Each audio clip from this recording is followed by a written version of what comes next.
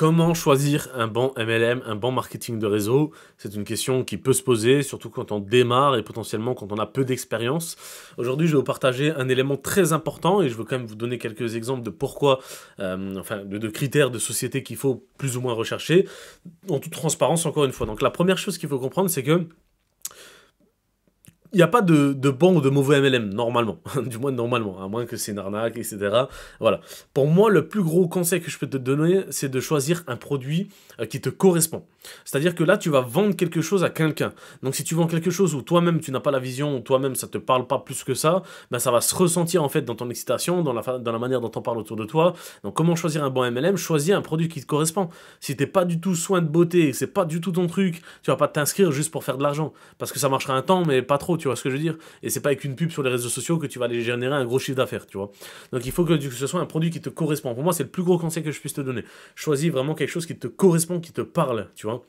Donc si t'aimes bien voyager, comme moi, et bien voilà, moi je suis dans le voyage parce que ça me plaît, ça me parle. Qui n'aime pas voyager? Et encore moins moi.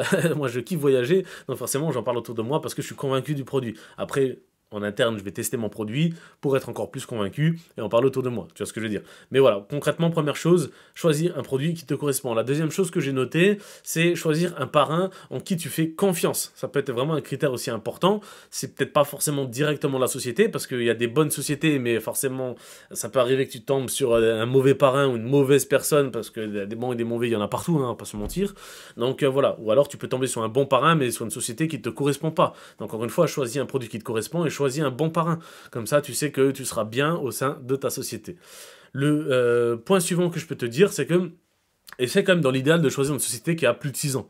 5, 6 ans, c'est bien parce que s'il y a des grosses erreurs ou des grosses erreurs financières derrière, ben, elles ont été faites au préalable. Et on dit qu'en moyenne, ben, une bonne société, c'est une société qui a tenu au moins 5, 6 ans, tu vois.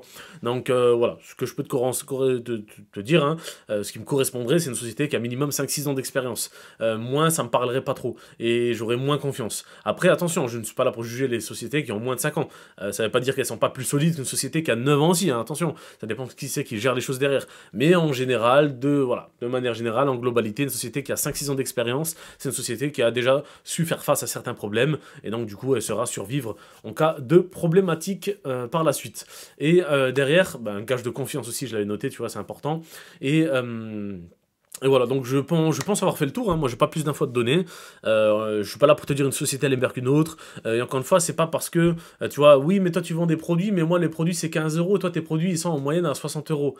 Ouais, mais si tu vends un produit qui me correspond pas du tout, bah j'en vendrai peut-être un à 13 euros, donc il est moins cher mais j'en vends que un, alors qu'un produit à 160 euros je peux t'en vendre deux, parce que je suis en accord avec ce produit là, et derrière ben, ton produit à 13 balles je peux en vendre 2, 3 max, tu vois, et donc je serai plus gagnant à vendre des gros produits, tu vois. Donc encore une fois, choisis vraiment ce qui te correspond, c'est le plus important. Je te dis à très bientôt pour une prochaine vidéo. Ciao, ciao.